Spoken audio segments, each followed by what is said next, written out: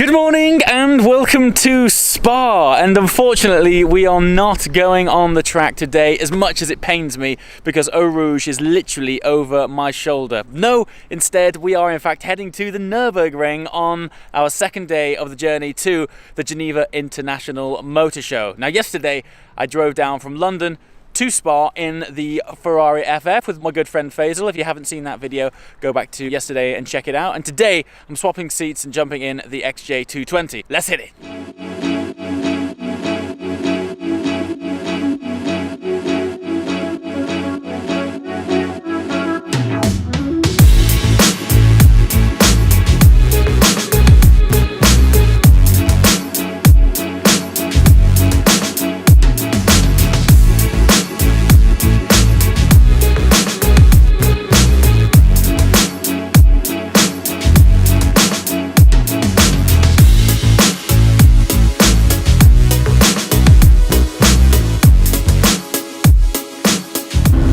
Welcome to the XJ220, and this is Phil, who is the fine governor of this British vehicle. Yes! How's it going? Isn't it special? Very, very well. It's very special. What a trip. Well, it must be awesome for you. So Phil's based out in Dubai, and you see your baby that is this car how many times a year? 2, 3. So to get it on a long road trip is pretty awesome. Yeah, I mean, I've burnt mileage on it. We picked it up with, I don't know, at about 6,500 k. It's about to do 18,500. Well, I have massive appreciation for people that use their cars. That's what it's for. That's what it's for. Funnily enough, I've actually filmed with this car before, but it was for someone else's channel, so I am strangely familiar with this. So Phil has an interesting story, because you are founder of Caffeine and Machine. Yes. Would you explain what that is? Yes. Oh, it's a long story. 10 years. Let's backtrack. Right? Yeah, we got time. So 10 years ago, give or take, 9 years ago, I started a website called crankandpiston.com. Yeah. Crank and Piston then started as a bedroom project, grew into something meaningful, grew into an agency around the outside of it, and what it did was it kind of fed all these kind of like plethora of ideas that I had burning around in my head. Which, by the way, this guy is you pull ideas out of like nothing. Yeah. It's like an idea genius. It became a bit of a problem. It became a sleepless night thing, right? So within the prospect of that, this beginnings of this Caffeine and Machine thing appeared, right? Yeah. 2 and a bit years ago, I started running events. So I had a bigger plan, but a bit like you start every step towards building a brand, building a proposition, building a product. So we created this event, and it went off like a firecracker, right? We're in we're in an interesting town. It's massively dysfunctional. So, but being in Dubai, it's this cultural melting pot of all people from all walks of life, which also brings an eclectic pot of cars. Yes, and bikes. And I think we're fortuitous, right? Because we're in a market that's not very mature. It's still growing. It's an interesting time out there. It's really interesting. Yeah. So we kind of brought this thing of art machine lifestyle, food, beverage, fun, networking, chats, and we dropped it on the market and gave it a go. And it's a one-man show. My wife helps me out. My dad helps me out. My kids help me out. And from what I haven't had the honour of attending one yet, but it's on my list of things to do this year. Yeah. But from the sort of photos and content that I've seen of the last meetup, amazing. Yes. I mean, the calibre of cars at Carrera GT, and then you've got bikes turning up as well, which is quite nice, because I'm finding in this genre of like clubs that meet up, it's either or, isn't it? It's bikes or cars. I don't know whether that's implicitly driven by the slight psychosis that's rattling around here. I think it probably is, but it's nice. It's a fresh take on an otherwise conventional meetup. So I've always been slightly odd in my choice of cars, and that brings me on to this. 1 minute it'll be a hot rod, next minute it'll be this. Yeah. Right? So why the XJ220? Why the XJ220? Yeah. 1988 motor show. I dragged my father to Birmingham NEC to see the then concept car.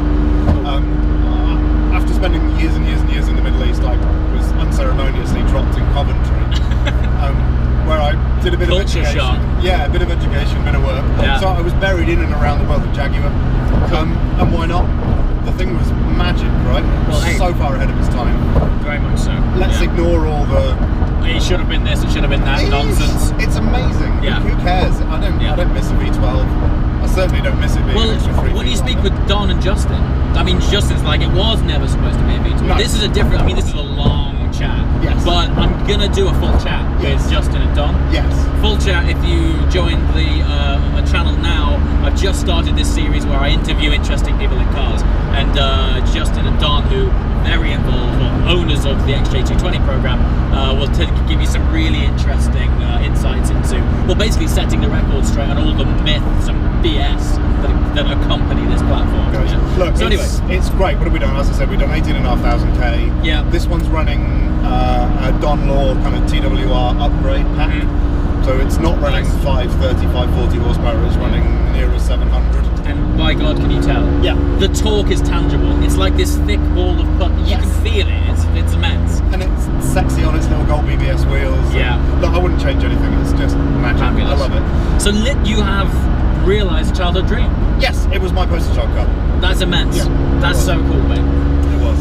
And it's, you know, it's not let me down, and I bought it blind, right? You didn't see it? I hadn't seen it, I hadn't test driven it, I hadn't even sat it. You spoke to Don direct, or you saw it somewhere? Spoke to Don direct, so a little bit of internetery led me to this gentleman called Don and Justin that had bought the brand. Yeah. Cold called the guy and said, look, we're interested in buying a car. Fabulous. This kind of thing. I assume when you bought, so how long have you owned it for? 4 years coming up to. So Jaguar were just becoming cool again. You know what, and I wouldn't be lying here if the idea, like when you've got access to a bit of free capital and you've got the opportunity to buy a car, you're going to look at what's going on in the market, or I do at least. Yeah. And CX-75 had just been announced. Yeah. So me being a little bit of a hedger and a bit of a futurist when it comes to my cars, I thought, Jag have got some steam, they've got F-Pace, they've got F-Type, they've got CX-75. Why not? Why not? And it was a dream. Yeah. And let's not skip that. They have gone up in value though. They have. They're doing really well. They have. Look, and it's for a car that was £500,000 in the 90s. Oh, that's big money then. Big money. You know, there was 50 of them that were sold by a dealer group bought by a dealer group in the south of the UK. Right. Called Grange, and they scooped up a bunch of them for £50,000 each. Can you imagine just how far this market tanked into the ground? Good. Anyway, we're now amongst the rolling hills of Eiffel, and it's chucking it down. And it's started to sit down to the Nurburgring. To the Nurburgring.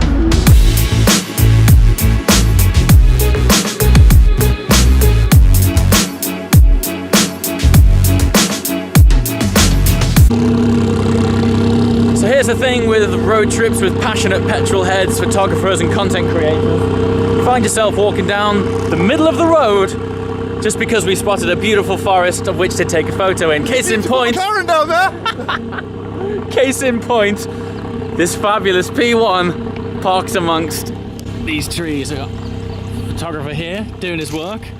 I mean, to be fair, that does look fantastic.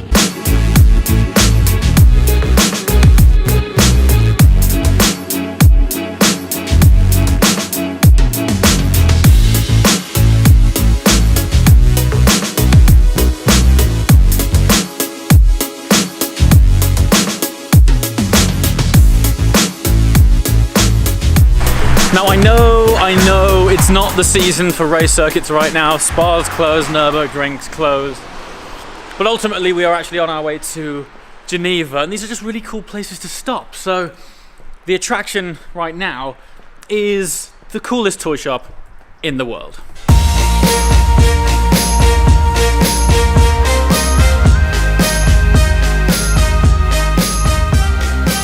The aim of the game was to try and find one of my own cars. There's no LT. I was trying to find an orange LT, but there's not even an LT at all. Been trying to find some cars that we're on the trip with. Obviously, trying to find that green XJ220 is pretty tricky. We have found a P1, but it's not in red. But what I have found is the F12. However, it's not in Rosso Berlinetta, so doesn't count. If you come to the ring anytime soon, you should definitely check this place out.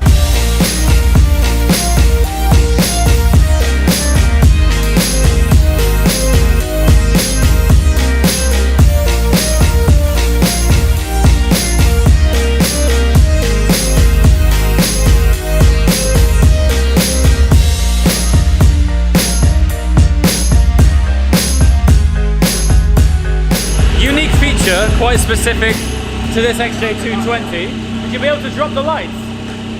Check the lights. Oh yeah! Retractable lights! One more time! Oh yeah! Pretty awesome. Phil, is that unique to this car? Yeah. It's unique, one of one. Unique to this car. Pretty awesome feature. Just to reiterate, we're very well aware that the ring is closed, but while we're here, we're doing some proper petrol head sightseeing. What any self-respecting petrol head would do. Absolutely, right, and it appears that you can go and have a casual wander on the ring. I mean, so I've only driven this track once, and it was wet, so I didn't really have a very good time of it.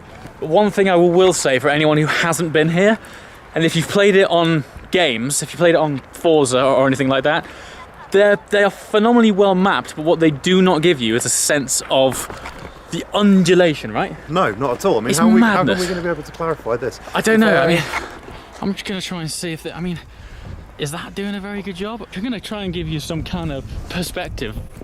Load. How do we a bit like that.